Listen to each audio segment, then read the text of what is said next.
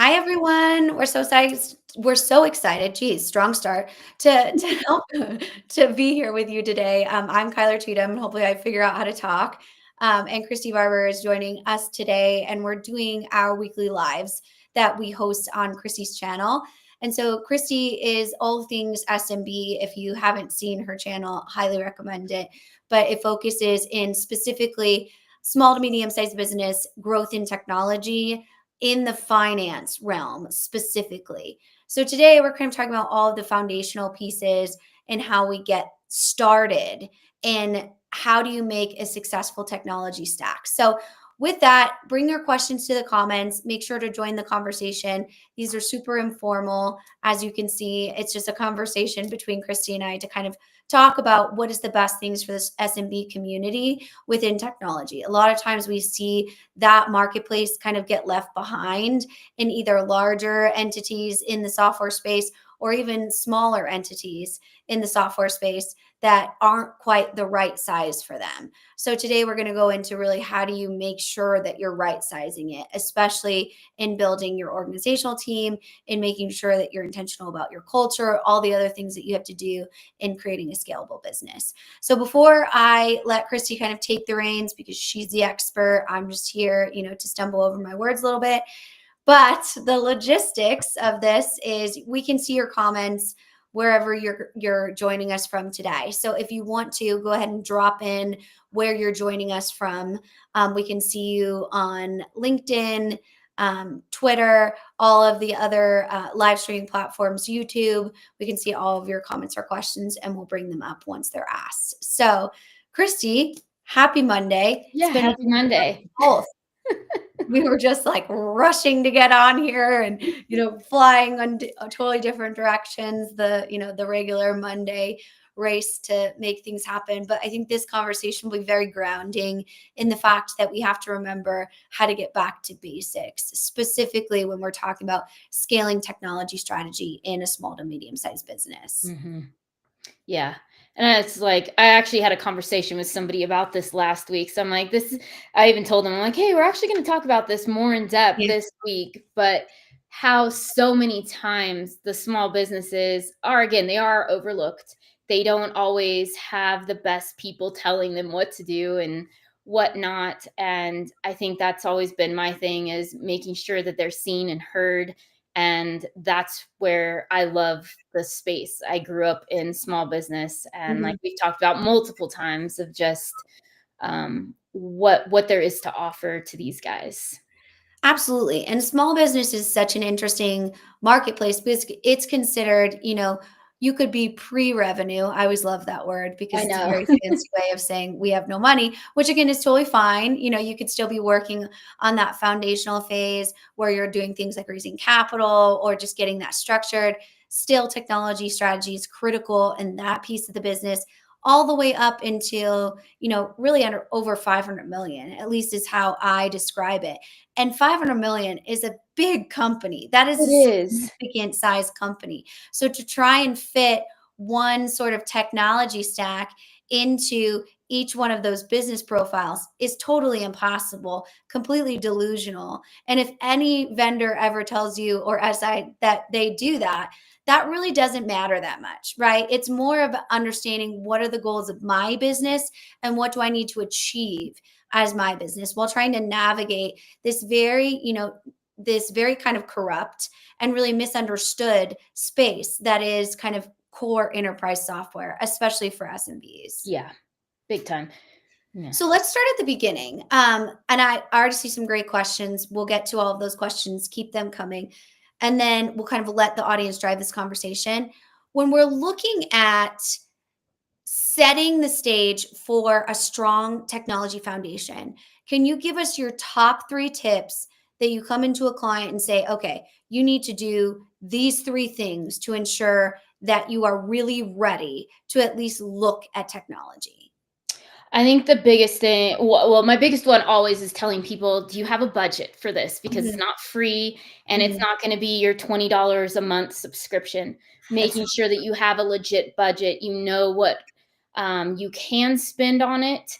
Not always, you may not always have like the fine details of what the numbers would be, but at least having an idea to say, hey, you know what, we can allocate X dollars to this, and having a plan of how that will be paid. Is that a line of credit? Is it cash in the bank? Are you leveraging some assets to do this? What does that look like?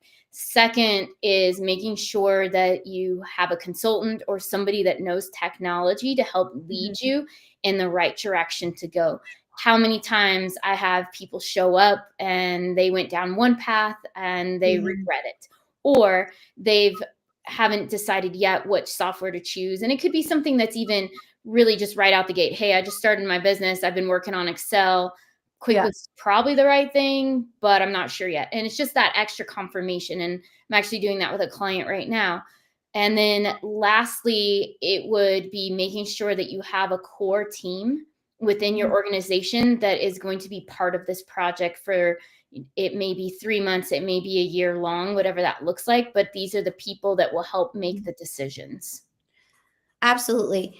And that core team is so important. A lot of people that is misunderstood. Should the consultant be part of the core team? Well, maybe, right? Maybe. They could Yeah. potentially be in there. Should the vendor be part of the core team? No, No. right? They should absolutely not. But they're an advisor to the core team. We don't hate vendors in any way, shape, or form.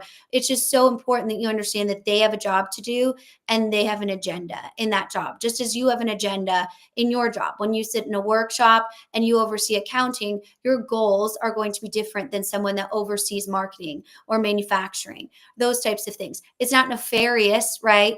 It's just important to know that Mhm. there's different and conflicting agendas within that. And that's where the consultant or the advisor should come in. A lot of people don't like the word consultant because they see this like cheesy car salesman Right. persona that just gives you the ick like inside you deeply and spiritually just bothers you. This Mhm. is someone that's been through it before, especially in the SMB world.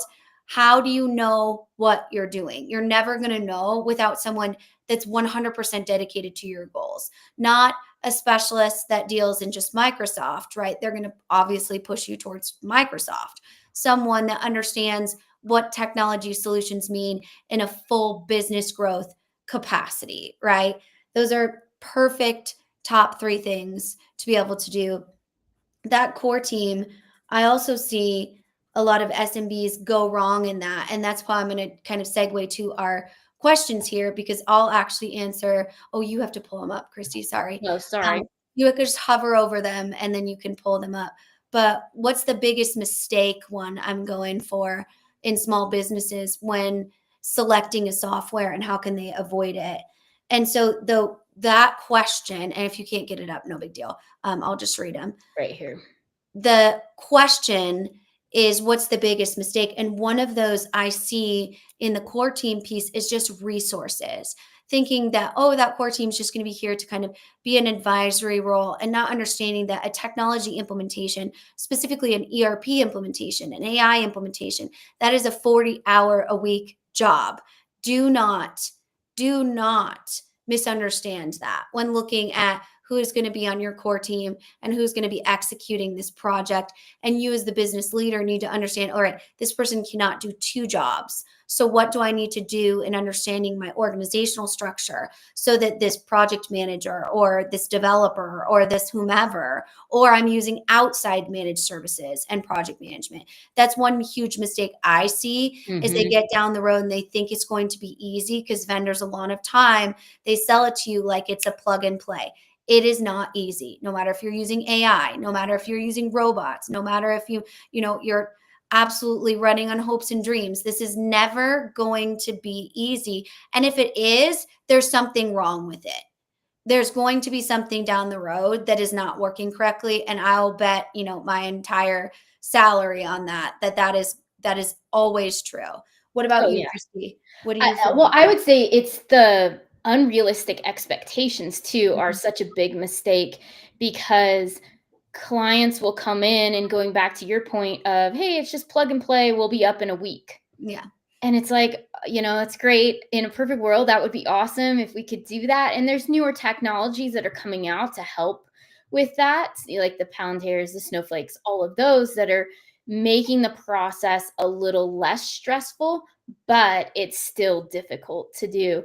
And I think making sure that you have a very realistic point of view of how long it's going to take and how much time, because it is you're having two jobs for the duration of the project. It starts from the day that you decide you need a new software till the day that you're up and live, and even after that of working out bugs and growing into it.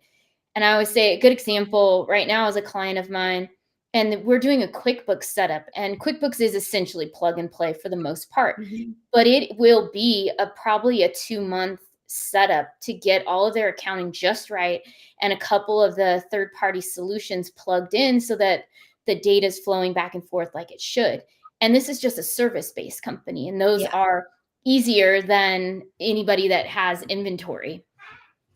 Absolutely. And that's going to be, I would spend that budget on the advisor that's going to take you through this. And I'm not saying that because we both, actually do that job, Yeah. right?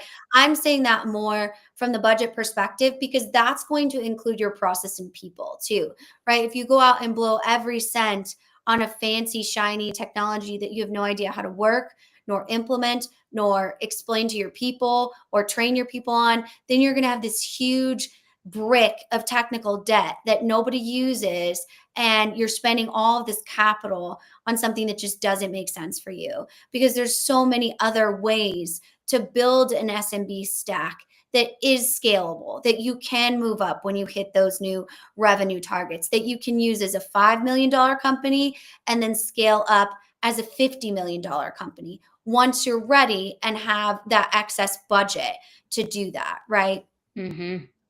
And I think that's a good segue into another question we got here, which is what are some signs that the business's current tech stack is holding them back from reaching their growth potential? And I just want you do this all the time. So you know the challenge that this can be for this community because they're comfortable with that tech stack, but yet you have to go in and have those hard conversations about, hey man, you're never going to be able to do this sort of invoicing or this sort of inventory management with just QuickBooks. You're just not.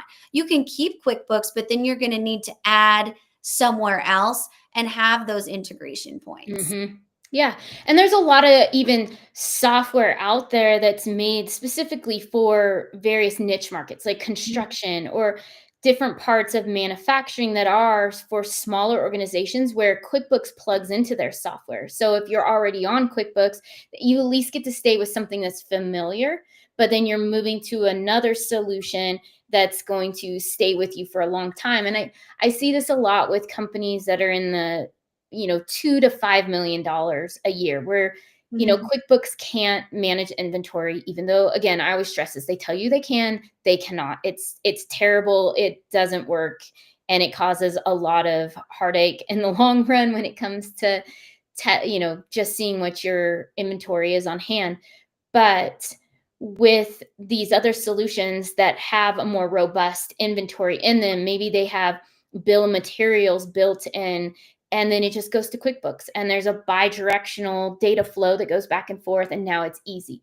Mhm. A good example of this would be Builder Trend. If you Mhm. guys are in construction, Builder Trend, you can put all your purchase orders in there, you can upload the invoices, all of these things, and then they will translate over to QuickBooks so that you can pay the bills and get everything out. The home builder can make their deposit. It goes in and it matches to everything. And so QuickBooks still works for that because the Builder Trend becomes that software in the middle to help you out. But if you were just doing QuickBooks for that, you would outgrow it almost day one because it doesn't have the functionality. And I think that's the that's the big part of it is like reporting, which I always stress as QuickBooks only gets to a point where it can do reporting, and then you're having to bring in a different solution like a Power BI even, Mhm. or some other software like a Giraffe to get those further analytics. And I think I don't know if it was another podcast or even an article of talking about how from day one, you should look at your tech stack and at least plan out for, 2 to 5 years if you can. If Mhm. you're going to get hit fast growth, that's probably going to change pretty quickly.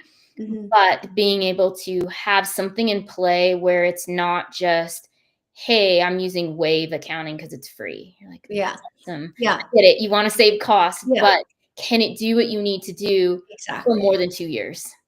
Yeah, and what was that decision-making process like, right? Was Yep. it when, for example, I was just looking at AI integrations for our Teams account that reminds people of follow-ups. We get so many communications, like, just pings you. Again, very simple algorithm, just lets you know to follow up. So I'm looking at this and I'm, like, ready to, like, pick one. And did that decision-making process look like? Was that a strategic decision-making process? No. It was a responsive, reactive decision Mhm. making process of, I'm so overwhelmed with the amount of communication I have. I need technology to fix my problem and do it now, hurry fast because I feel so overwhelmed. Yep. Same with how you can do this, the financial side, right? I cannot handle these invoices. I do not have a CPA. I don't have an accounting team, or my accounting team is just so slow. I feel like I'm, missing opportunities. And maybe they're slow for a reason, man. Like, maybe you need to go in and, like, really look at what's going on with how you're Mhm. organizing your follow-ups. Those types of different things that we really need to understand as small to medium sized businesses, is how are we making these decisions? Why is something free? You get what you pay for. Yep. And then how does it work with all of your other systems, especially such a critical function like finance? Mhm. That is one piece of your business that you need to be 100% certain is compliant, is, sophisticated to the level it needs to be, and is functioning, right? Yeah. So, Well, and how many of these people are choosing the software they have because it's out of a pain that popped up and they don't exactly. have time to actually spend the time to figure out which solution is going to be best. It's, I have to Mhm. fix the problem today, even if it's just a band aid.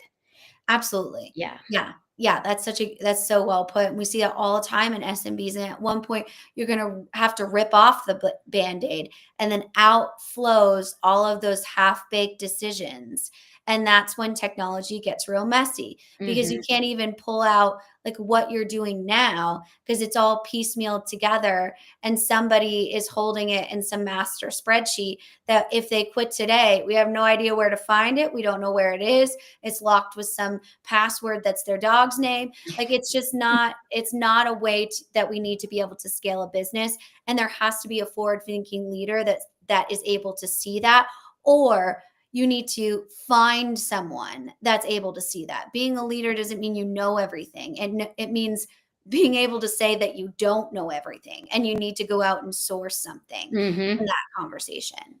Yeah. All right, which question next, Christy? You pick. Let's go for let's go for our cloud versus on-prem. Mm. So, what's your take on cloud-based software versus on-prem solutions for small businesses aiming to grow? I think this one's interesting because Mhm. for so long there was this big push for everything has to be cloud. And I Mhm. know even in the accounting world, QuickBooks Desktop, that was everybody's favorite because you could buy it once and, 5 or 8 years down the road, you buy the newer version of it because Yeah. really nothing ever changes, even though sometimes they're like, hey, we added new features. I'm like, where are those? Because I haven't seen Yeah. them. But it made it a lot faster to enter data because you're not relying on internet connection or Mhm. if you were in an area that didn't have good internet at that time. But then there's been this push to everything's cloud because it's easy to access. You can access from anywhere. You don't have Mhm. all various licenses on a computer. But for small businesses, I think cloud makes a lot more sense because you don't have to have an IT team on staff Mhm. managing what that looks like, running the internals of, hey, I can't run this report because I don't have the rights to do it. You got to call the guy downstairs, and he comes up, punches a few numbers in, and you get a report that you want. But how much Mhm. time gets wasted because of Mhm. that? And Mhm. I think a lot of just the cloud based solutions are nice until I mean, you've seen this too, until you need to extract data out. Sometimes Mhm. it gets a little bit tricky when it's cloud-based, depending on which type of solution you purchase. The same problem happened with on-prem back in the day Mhm. too, because you had things coded differently, and how do you get it all out for the new version of how things are written? Yeah. I mean, this one, It completely depends, as it always does, on the business, what you do. Do you need more secure data centers?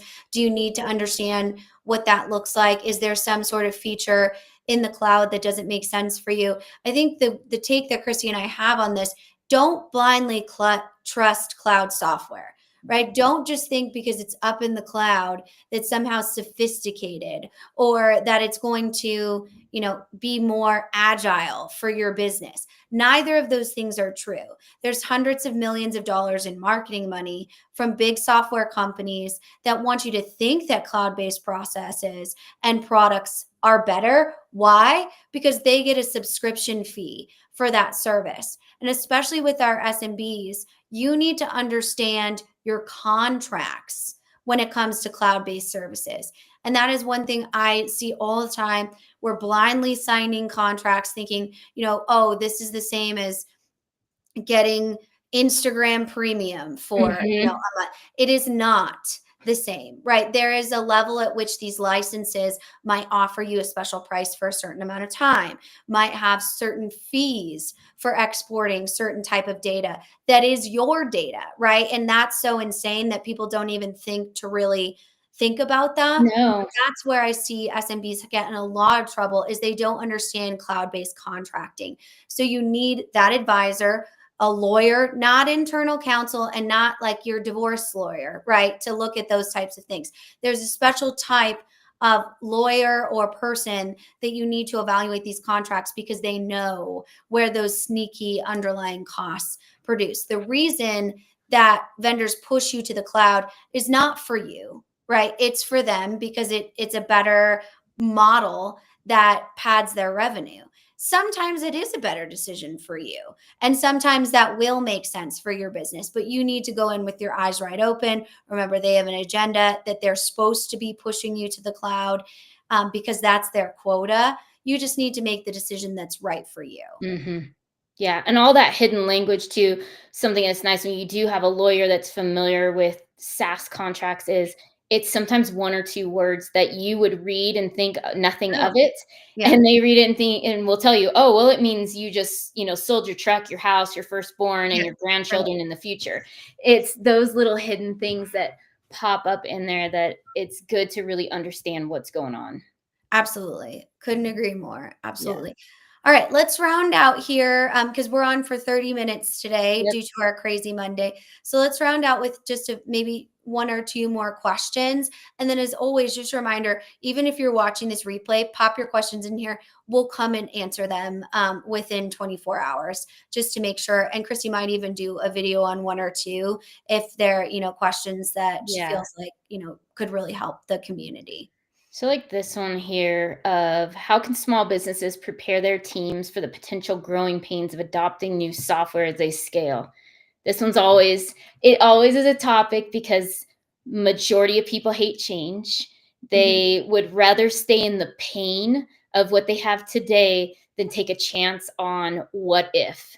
And I see that a lot. And I'm actually going through this with a client right now of we're about 2 months away from go live. It's been a year-long project and it's now getting very real for everybody, and they're thinking, oh wow, how do we roll this out to all of our end users, everybody in the organization that's going to be using our software? Are we ready, and what growing pains are we going to experience as we're telling them what's to come? And my thing has been with them is communication is a really great thing, walking them through what you're doing all along the process, because the core team is always the ones that are testing in the beginning, and then it gets rolled out to those end users. And so we set something up where the core team, each of their respective departments, they meet with once a week. They go through with what they're learning, have a conversation about it, and then take those pain points and questions, bring it back in their weekly and sometimes daily meetings, and how to prepare the team for what's to come. And Mhm. then also some of the on the other side of growing pains, meaning you may have to hire more people, you may have to bring extra people in for a time being because it's too much stress on everybody getting it done. How do you put that into place so that it's part of this cost? people helping you with the temporary work are Mhm, the right people for it. And I've seen that a lot on the small business side of mhm, basically you're hiring virtual assistants in a way mhm, to mhm. help everybody, but they're not there for the long run. Yeah, absolutely. And I think those are amazing answers. I would even take a step back on this answer and say, do you know how your team feels about this change? And so many times we come into conversations and very well intentioned executives will be like, they're so pumped. They absolutely hate Mhm. the system. They, blah, blah, blah. And for all the reasons that Christy just mentioned, they might hate the system, but they might certainly not mean that they want a whole new system. They might just have wanted to be heard. And if you don't have, some sort of non-biased third party assess where you're at, then I don't think personally you can build upon that. Even if you have a team of 10 people, you still want that data to say, okay, how does everyone feel about this? And how do we know where we're starting so that we can set goals to where we want to be? Because Mhm. so many times we get these, okay, we got the budget. We're going to go. We're going to do this. And all of a sudden, in the middle of the implementation, they're seeing this mass exodus of employees or really low morale, and they can't figure it out. And it's like you weren't actually ready for this. You just thought this was you listening to your team and moving full fledged to fix their problems when you didn't really understand the core root of the problem. Was Yeah. it people are in wrong seats? Was it, a weak leadership team? A middle manager that needs to be moved or replaced. There's so many different causes to that, but before you get all hyper and start solving problems, you need to deeply understand them in order to create sustainable change, not reactive change. Yeah, it's so true. Because how many meetings I've been in, and the executive team is like, everybody's so excited. If we could go pick it and implement it today, we'd all be on board. I'm like, really? And I could give you a good example of that too. Like my family and their business, they put in a new point of sale system, and it was so different from what they had in the past. And yeah, everybody was excited because it's this shiny object. But when it came to training people on how to use it, they were very against it. Of, well, we didn't get to tell you exactly what we wanted. You didn't listen to what we wanted. Mhm. We use this every day. And I think that's the big part too, of really understanding what your team wants, because executives, you're not in the day to day. You're Yeah. hearing and you're helping lead, but you're not in the day to day doing the processes that they're doing or using the systems that they're using, and being able to get to a point where you guys as a whole have a good understanding of that, Mhm. then can help translate and ease the team with any type of pains that come up along the way. Yeah, for sure. I think that is so, so critical of, being able to know that you don't know it all, Yeah. right? Sitting in those readouts that we do for those organizational assessments, which we always recommend, people kind of like, oh, do I really need to spend that money? Only 50 people work here, only so and so. I could go around to all their desks and say, hey, how are you feeling like Mhm. about this? And they may or may not tell you the truth. And I promise you, even on some of the higher profile failures that Christy and I have been involved in, that starts with one person in a cubicle, and then it spreads like a cancer in the organization. All this misinformation about, robots taking our job, or, we're not valued, they didn't listen to us, this kind of, moving outside of this unification of the overall goals of the project. Sitting in those meetings and reading out like the resistance that we discovered, these pockets of the areas of the organization that don't trust that you're going to get this done. Executives are shocked, absolutely shocked that that even exists in that certain department. They had no No, idea. yeah. That And happens all the time too, all and the and they're like, "Well, they never complain or say anything." I'm time, like, right? "Well, they were holding it in for this day to be able Exactly. to voice." And now you're able to evaluate, like, what is the issue there. Now when I say evaluate, that doesn't mean run to their desks and say, what the heck is your problem, man? Like, well, why didn't you tell me any of that? That's not what we're doing, right? We're sitting with this data, we're being mindful leaders and understanding there's something there that we didn't see nor do we understand. Is there shame in that? Absolutely not, right? But there is action in the fact that we can now address what might be going on through a workshop, through a town hall, through all of these different areas for them to kind of voice that, and being humble enough as a leader saying, wow, they didn't feel comfortable enough to come to me, so I'm going to give them someone to come to so that I can get all of that information. And it's not about you, right? It has zero to do with you. It has everything to do with how they're feeling and experiencing their job. And you need to give them an opportunity to really say what the issue is before you pick a technology so that you can find those pain points that are actually going to be solved by a new process or Mhm. technology. So, Yeah. It's huge for all of that. absolutely. Cool. Well, this live happens every single week on Monday. So Christy goes live with either myself or some other component. If you haven't seen, what she did last week with Adele, who they talked about the importance of understanding money and kind of the complex feelings around money for an SMB organization. She also did an awesome one with some of her vendor partners just to talk about kind of where the industry as a whole is going for SMB clients, because there's been kind of this new shifted focus on how do we better serve this community, which is super awesome from a vendor perspective. You can also check out all of her YouTube videos. Like she says, she has so many on readiness when it comes to that. And definitely, if you have questions on this, DM her, DM me. I can get that to her. But it's just a good format to kind of get that SMB free consulting hours so that you can know Christy doesn't have any financial relationships. She's completely provider agnostic on that level. So there's no kind of dog in that fight for her bringing different systems. She often recommends things like Shopify over NetSuite, if it's the right thing for the client, really is her mission. So this has been such a fun conversation, Yeah. Christy. I know in the next few weeks you have some exciting stuff come up. So make sure you're following her profile. Those events always pop up. If you do have more questions, feel free to pop them in the comments, and they can reach you over email, right? Too, Yep. Christy? Yep, Christy@ChristyBarber.com. Easy, easy Super peasy, easy. easy peasy lemon squeezy, like my 4-year-old says. Right? Yeah. Well, awesome. Well, thank you guys so much for the great questions. Thank you, Christy, for this awesome conversation, and we'll see you next week. Perfect.